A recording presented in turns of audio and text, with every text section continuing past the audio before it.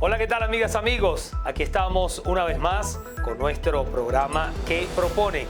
Y el invitado del día de hoy pertenece a una agrupación política llamada de la Cuarta República, que hace mucho tiempo no tenía candidato. Me refiero a Roberto Enríquez, va a ser nuestro invitado el día de hoy. En principio vamos a conocer un poco acerca de nuestro invitado. Roberto Antonio Enríquez Lavot nació el 14 de julio de 1968 en Petare, Estado Miranda. Es politólogo y presidente del Partido Social Cristiano Copey. Se formó en el movimiento universitario. Actualmente forma parte de la delegación opositora en la mesa de negociación con el oficialismo en México. En abril de 2017 se ordenó su captura bajo la acusación de traición a la patria, conspiración, rebelión y asociación para delinquir. Se asiló en la residencia del embajador de Chile en Venezuela, quien le otorgó la condición de huésped. En agosto de 2021 salió de la residencia para incorporarse al diálogo en México. De inmediato comenzamos con las preguntas para nuestro invitado el día de hoy, Roberto Enríquez, candidato del partido Copey. ¿De dónde surge el que usted revise la posibilidad de ser candidato? No aparece en las encuestas, por ejemplo, y la gente seguía mucho por eso. ¿De dónde surge la idea de ser candidato sin aparente posibilidad? Claro, digo fíjate, sin aparente porque uno nunca sabe. Exactamente, una campaña arranca No, fíjate tú, yo creo primero surge... Esta es una candidatura que surge del sentimiento del partido, ¿no? De la organización, esa es la verdad. Roberto Enríquez, bienvenido. ¿A qué propone? Un honor estar aquí contigo. Bueno, yo decía que Copey desde hacía mucho tiempo no tenía candidato. 30 ¿Pero años. cuál Copey? ¿Porque hay dos Copey o hay un solo Copey? No, hay un solo Copey, 30 años sin presentar candidatura. La última fue la de Eduardo Fernández. La última fue la de Osvaldo. Osvaldo Álvarez Paz, La de perdón. Osvaldo Álvarez Paz. Sí, para nosotros es un verdadero reto, la verdad estamos muy contentos, ¿no? Muy contentos de poder presentarle al país nuestra visión, nuestras ideas, nuestro testimonio. Y hay un solo Copey, ciertamente. Todos sabemos lo que ha pasado con las medidas estas de cooptación de partidos. Ningún partido político ha salido ileso, pero yo creo que el esfuerzo que estamos haciendo con mucha fe en que nuestro mensaje va a calar, entendemos que la verdad, me han dicho, estás arrancando tarde. Yo no lo creo, yo creo que hay un espacio muy importante, el centro está huérfano, creo que nosotros vamos a llevar un mensaje. Por el centro. Sí, nosotros somos absolutamente, la democracia cristiana siempre ha sido de centro, siempre ha estado alejada de los extremos, siempre ha sido una palanca hacia la unidad, hacia los reencuentros, a la reconciliación de los pueblos, no de las élites, y creo que nuestro testimonio pues nos va a tocar llevar el mensaje, por eso agradezco mucho esta oportunidad, convencer para poder crecer y para vencer. Ahora, ¿a quién se le ocurrió el eslogan de sacúdetelo, sacúdetelo? ¿Cómo es que es el eslogan? Yo creo que sí, sacúdetelo, sacúdetelo. ¿No? La verdad es que el genio de la dirigente, ¿no? Hay gente que piensa que son asesores y tal, y cosas muy técnicas, ¿no? La verdad es que de los mismos compañeros, creo que el sacúdetelo lo que plantea es un cambio profundo, pero también no solamente cambiar a Maduro, sino un cambio ético, un cambio espiritual, sacudirnos la mala vibra, el pesimismo, la negatividad, mirar el futuro con optimismo, sin ingenuidad, pero dejar el pesimismo a un lado, dejar la maldad a un lado, la cultura del odio a un lado. Creo que es toda una cosmovisión que tenemos nosotros, y creo que esa compañera de Barlovento, por cierto, que nos planteó la idea, es la autora y de verdad que a mí me encanta, ¿no? Bueno, de esa palabra no, de esa idea. De esa idea. Ahora, de asumirlo. Sí. Usted estuvo en la Embajada de Chile bastante tiempo. Sí. ¿Cómo fue que logró salir de la Embajada de Chile ileso?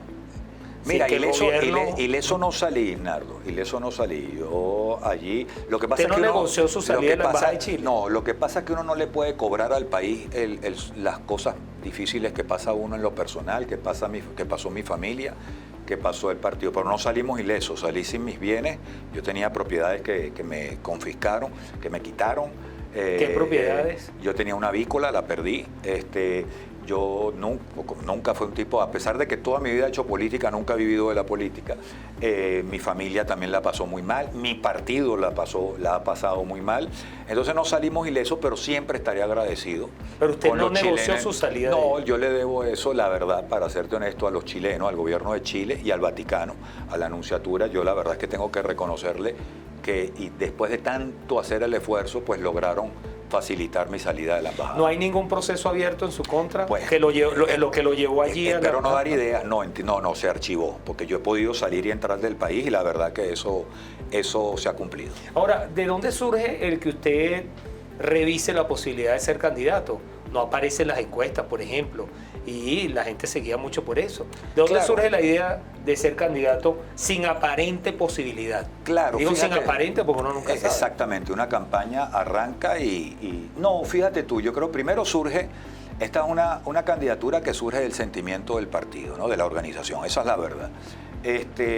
Surge también convencido de que ya mi reflexión personal es que a mí me preocupa mucho que estoy viendo que las primarias no vayan a convertirse en un torneo de influencers, de celebridades mediáticas, y debe ser un evento de personalidades políticas, es decir, cuál es la cosmovisión que tú tienes del país, la arquitectura política que tú propones, la organización ¿Se refiere social. al Conde o a María Corina? Yo no lo digo para descalificar. Yo creo que obviamente que ante el Conde y María Corina nosotros creemos que hay un espacio muy importante que está huérfano y por eso es que nos presentamos. Créeme que si nos gustara alguna, si nos convenciera alguna de las candidaturas, pues sin ninguna mezquindad la estaríamos apoyando. O sea, que no le convence ninguna. No, creemos que vamos a...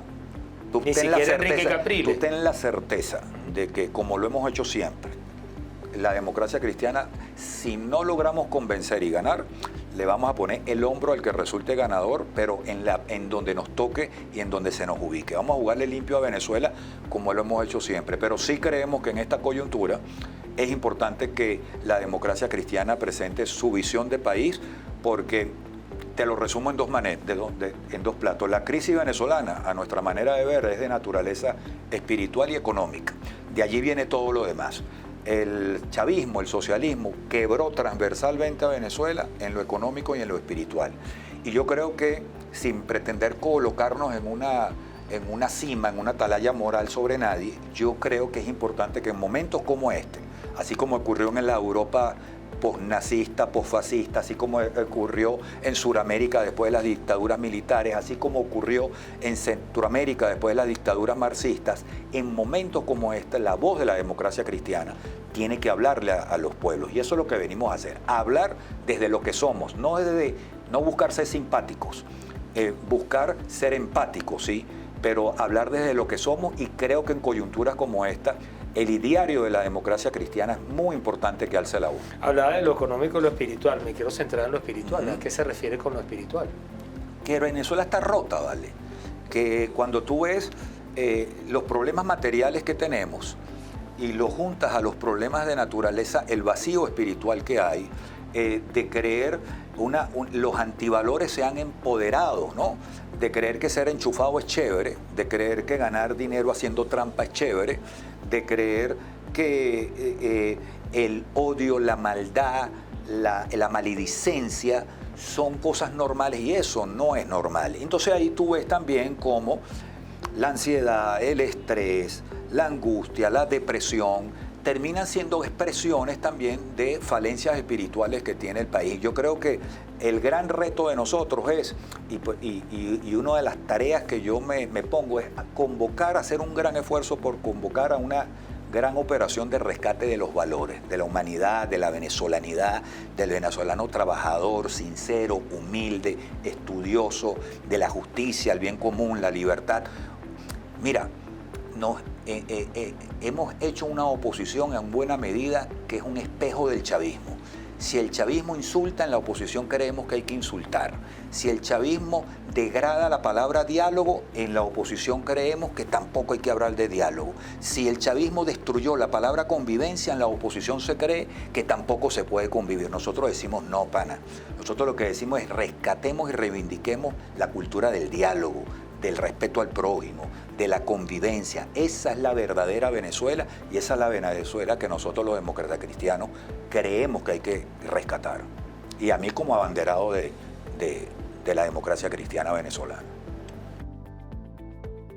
La ruina de Venezuela fue que nos gastamos y todo lo que recibíamos y además nos hipotecamos. Entonces ¿Se lo el gastaron modelo o se lo robaron? Las dos cosas, las dos cosas. El otro tema que planteaba era el tema económico. ¿Qué plantea usted distinto a lo que han hablado los otros candidatos en lo económico? Mucho. ¿Qué es lo diferente? Primero, ¿cómo concebimos el gobierno que estamos proponiendo? Un gobierno, lo hemos dicho, de gradualidad. ¿Qué significa esto? Cambios por etapas. El inmediatismo es una farsa. El inmediatismo es vender fantasías. Es la fórmula perfecta del fracaso. Es el arte de los demagogos. El proceso que viene va a ser necesariamente un proceso de cambios por etapas. Un gobierno que tiene que ser un gran constructor de consensos. Y la primera etapa, precisamente, que sí es posible resolverla rápido, es la económica.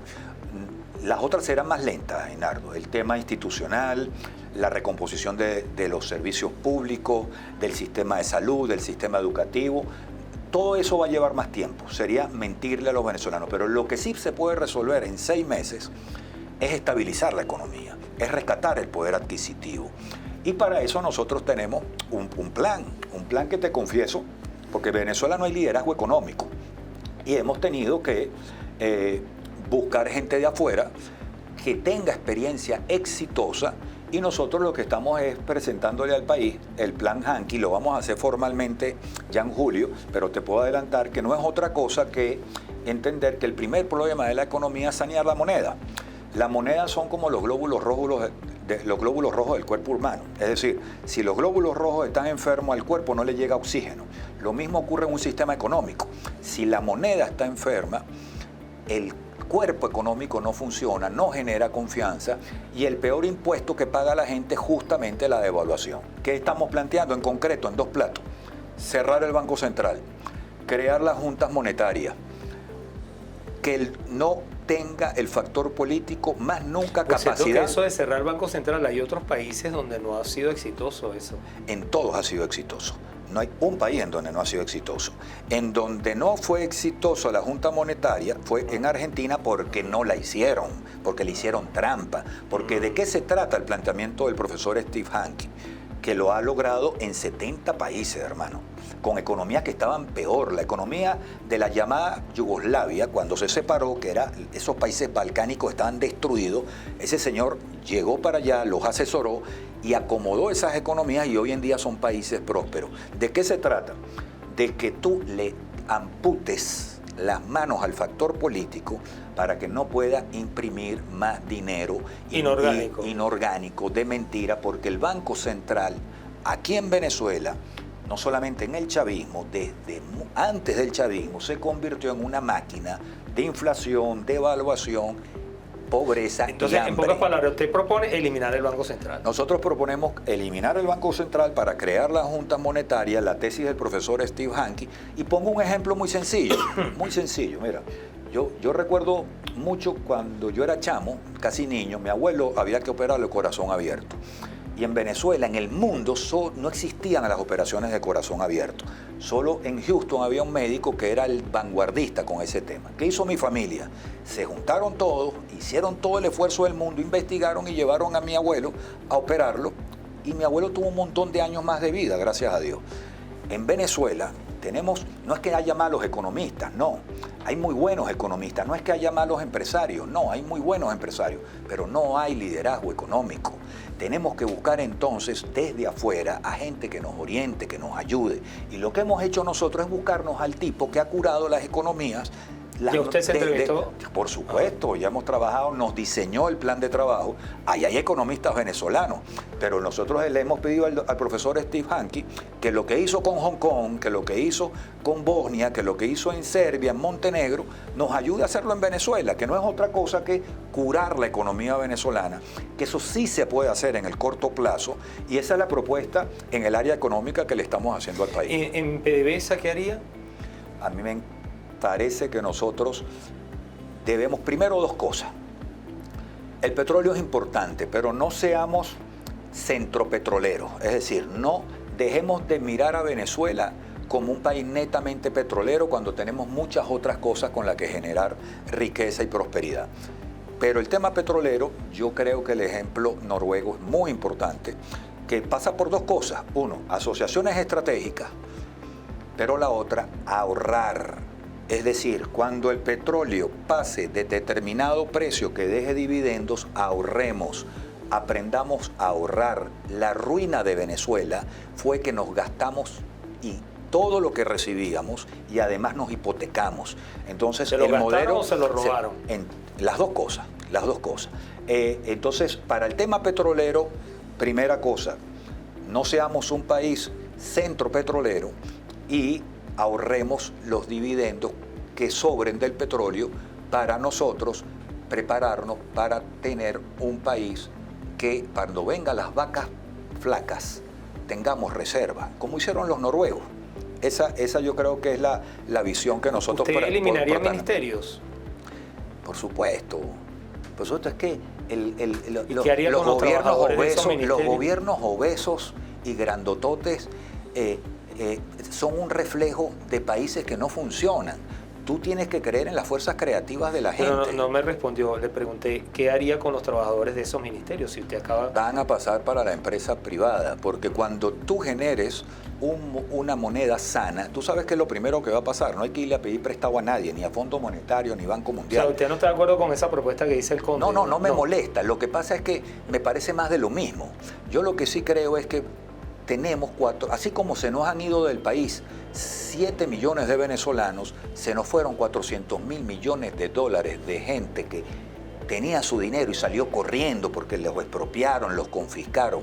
Cuando esa gente venga a invertir para acá va a ocurrir una regla de tres muy sencilla, que es lo que dice el profesor Hanqui. ¿Qué va a ocurrir? Ponle tú que venga el 20%, que la gente no meta todo su dinero en el país, pero que el 20% de su dinero, del que lo tiene ahorrado, que conoce Venezuela, tú le des privilegios, le des ventajas para que lo vengan a invertir. ¿Qué va a pasar? Que por cuando entre el dinero, la regla de tres es muy sencilla, entra el dinero, van a invertirlo en industria, en el agro, en turismo, van a tener demanda de trabajadores y esa demanda va a generar que aumente el ingreso. Entonces tú puedes llegar a un ingreso, por cada 100 mil millones de dólares que se invierta en Venezuela, tú vas a tener 100 dólares más de sueldo para los venezolanos. Y tú puedes llegar perfectamente a un ingreso de 500 dólares, pero con una ecuación muy seria, que es esa regla de tres. Trae dinero, sanea la moneda, va a subir el salario, va a asumir la demanda de trabajadores, van a ir saliendo del Estado los trabajadores con sueldos miserables, van a ingresar a la empresa privada con sueldos dignos, justos, y todo eso va a generar una dinámica progresiva en donde quien va a salir ganando es la gente. Pero las cosas pasan por sanear la moneda. ¿Usted debatiría con el resto de los candidatos? Es que yo creo que está contemplado en el reglamento, tenemos que debatir. Aquí gallos tapados no sirven, ¿no? Aquí que cada quien diga, por eso que te decía lo que me preocupa de entrada, y no lo digo despectivamente ni ofensivamente, no convirtamos la primaria en un evento de influencer, de celebridades mediáticas, convirtamos las primarias en el gran debate de la Venezuela que viene y cómo la concebimos. Eso va a ser enriquecedor para el país, eso va a nutrirnos intelectualmente a todos. ¿Usted estaría de acuerdo en cambiar, aunque eso no le corresponde al presidente, el periodo presidencial, eliminar la reelección? Yo creo que eso es un compromiso que todos adquirimos. Primero, la reelección indefinida no es otra cosa que la válvula, el maquillaje de una dictadura, ¿no? La reelección indefinida es perversa, eso hay que acabarlo. Ya quedará la discusión si es un solo periodo o una sola reelección. Ahí está abierto el debate, pero yo creo que hay un consenso en todas las fuerzas democráticas del país que la reelección indefinida, como bien lo decía el Libertador, es perversa, ¿no? Esto se lo he preguntado a la mayoría de los candidatos que he entrevistado. ¿Usted ve a Maduro entregando la banda presidencial? Por supuesto, yo lo veo derrotado. Absolutamente derrotado. Yo no soy un genio en matemáticas, Nardo, pero sí sé que 80 es más que 20. Y por eso las primarias son tan importantes. Porque son pero la oposición no está capitalizando ese 80 tampoco. Por eso que las primarias son tan importantes, porque van a permitir que el país empiece a evaluar, empiece a conocer, empiece o a ratificar liderazgo o a darnos la oportunidad a otros liderazgos. El país va a poder decidir, pero lo importante realmente es que ese 80% se enrumbe, se entúe por una sola vía y todos apoyemos al ganador, sea Roberto Enríquez o quien sea. Ese tipo o esa dama que gane las primarias va a ser el próximo presidente de Venezuela. Usted no tiene problemas como otros candidatos con que el CNE participe, porque esa participación del CNE todavía no se ha definido. ¿Pero usted cree que no debe participar el CNE en las primarias? No, todo lo contrario. Yo creo que el CNE, aquí lo que hemos puesto como línea roja, Nardo, es la identidad del elector. Es decir, cuidar a los electores, protegerlos. Ese es el deber que tiene la Comisión Nacional de Primaria. Pero nosotros, si con ese CNE le vamos a ganar a Maduro, ¿cuál es el problema de que el CNE nos facilite? Porque no perdamos de vista una cosa, cuidado. Quien hace las primarias es la Comisión de Primarias, no es el CNE. El CNE lo que haría es facilitar los equipos, la tecnología, como por cierto, en elecciones de mi partido también hemos utilizado el concurso del CNE. En las primarias del 2012 se utilizó al CNE. Lo que hay que resguardar es la identidad del elector, porque nosotros a Maduro le vamos a ganar con ese CNE. ¿Usted dejaría enviarle petróleo a Cuba? Mira, primero hay que salvar la industria petrolera. Mira, la pregunta es sencilla, no la guabineo. No te la guabineo, te explico cuál es mi posición. Nosotros hemos salido a la calle para permitirle al ciudadano de a pie que consulte a nuestros invitados y vamos a escuchar esta pregunta que obtuvimos de los ciudadanos en la calle. ¿Cómo hace para arreglar la situación económica? Quisiera entonces que le responda al señor Miguel Torres. ¿Qué le dice? No, el problema económico ya lo tocó, sí, pero... No, ratificarlo. Mira, a Miguel y a todo el que me escucha. Si hay una cosa que se puede resolver rápido en Venezuela es el problema económico y el poder adquisitivo de la gente. Lo que hay es que buscarnos a la gente que sabe.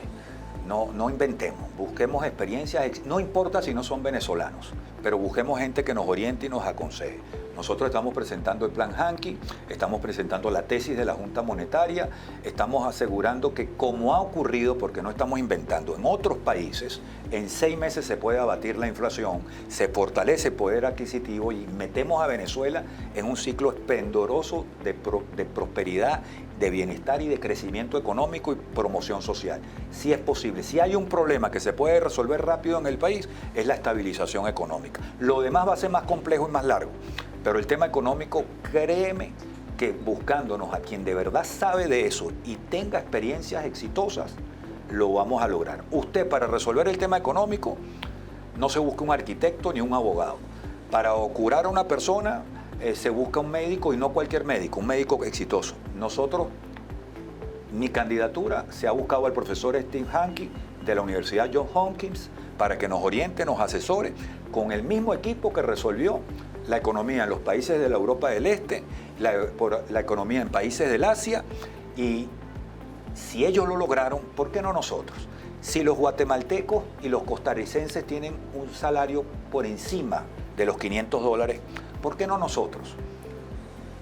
Ahora, usted, ¿con quién trabajaría si usted es presidente? ¿Usted mantendría relaciones con China, con Rusia? Mira, qué buena pregunta, porque yo creo que parte del debate de fondo que hay que dar aquí es cuál es la naturaleza del gobierno que proponemos. Nosotros estamos planteando un gobierno que sea una alternativa política, moral y cultural. Y tú me estás diciendo una cosa que pasa muy por debajo, porque obviamente hay problemas más urgentes, pero esto es un problema de fondo. Venezuela está hoy ubicada en el epicentro de la batalla cultural que se está librando en el mundo.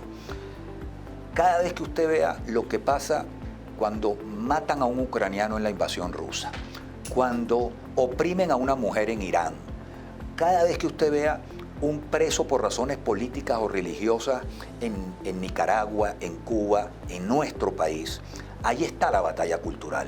Y yo lo que creo es que ese gobierno que, si logro convencer al país, debe liderar es reubicar a Venezuela en el mundo libre de las democracias de Occidente. Una cosa es tener relaciones con todo el mundo, otra cosa es ubicar a Venezuela, alejarla del mundo libre para meterla en el mundo de la opresión, que es lo que ha hecho Maduro. ¿Usted dejaría enviarle petróleo a Cuba? Mira, primero hay que salvar la industria petrolera. Mira, la pregunta es sencilla, no la guabineo. No te la guabineo, te explico cuál es mi posición. Yo creo que la política exterior de Venezuela debe estar orientada a dos cosas: democracia y salvar vidas. ¿Qué ocurre con Cuba? Yo soy nieto de cubano, el tema lo conozco bien. Soy nieto de un preso político que duró 6 años en la cárcel del Castillo del Príncipe. Sé lo que sufre el pueblo cubano. Creo que hay que salir de la dictadura de castrista ahorita con Díaz-Canel. Creo que es un lunar, una mancha oscura en el continente que, por cierto, le ha hecho mucho daño a Venezuela. Nosotros somos adversarios del régimen cubano, pero somos amigos del pueblo cubano. Hay temas también polémicos que ya usted ha asomado posición clara: matrimonio igualitario, adopción entre parejas del mismo sexo. ¿Usted no está de acuerdo con eso? No, nosotros tenemos un planteamiento que es el siguiente. Fíjate, yo soy cristiano y creo en Dios. Y creo que esto te lo digo por lo siguiente, porque creo que esa causa de fe no le puede pertenecer a un candidato, ni a un partido, ni a un grupo social, ni económico, pero sí permite la construcción de grandes consensos nacionales. ¿A qué me refiero con esto? Que eso va, la cosmovisión cristiana de la sociedad va no solamente de lo político, pasando por lo económico y por lo social, sino va para lo humano también. ¿Con qué cosas yo creo que podemos construir grandes consensos en Venezuela? 1, combatir de frente la ideología de género. En cuanto a lo que se refiere a agredir la inocencia, la dignidad y la integridad de los niños. Un niño es un niño en masculino, una niña es una niña en femenino. 2, la defensa del derecho a la vida. Aquí no se ha visibilizado lo que está pasando con el aborto en Venezuela. Nadie tiene el derecho a quitarle la vida a nadie. Yo no quiero ser punitivo con nadie. Creo que un estado de inspiración humanista y cristiana debemos, y tenemos preparado el proyecto, crear un sistema de adopción flexible, moderno y rápido para que los niños tengan un hogar donde les den amor y educación. Y 3, la paternidad responsable. Yo sé que aquí me voy a perder algunos votos, pero te adelanto que contra eso vamos a ir con medidas muy firmes en cuanto al hábito de engendrar hijos y dejarlos botados y dejarle la carga a la mujer. Pero también te voy a decir una cosa: quienes somos cristianos y creemos en Dios, hermano, no podemos discriminar a una persona por su orientación sexual. A los niños hay que cuidarlos, pero si usted es adulto y quiere tener una relación con una persona de su mismo sexo, eso hay que respetarlo, porque no sería cristiano discriminar. La discriminación es una expresión degradante de la condición humana y yo jamás discriminaría a nadie, ni por su orientación sexual, ni por ninguna otra razón. A un candidato le hicieron esta pregunta, yo se la quiero hacer a usted. ¿Usted entregaría a Diosdado Cabello si lo pide el gobierno de los Estados Unidos? Mira, muy sencillo, es que volvemos a caer. Nosotros, primero, yo quiero que la institución venezolana, como dice la ley, me ponga preso a quien robó y saqueó.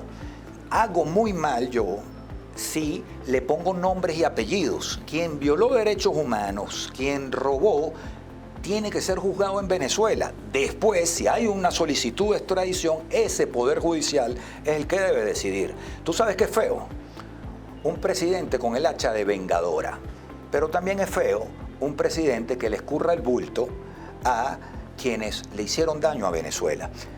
El próximo presidente, si tiene una gran tarea, es la de lograr que haya instituciones independientes y autónomas. La justicia no tiene nombre y apellido.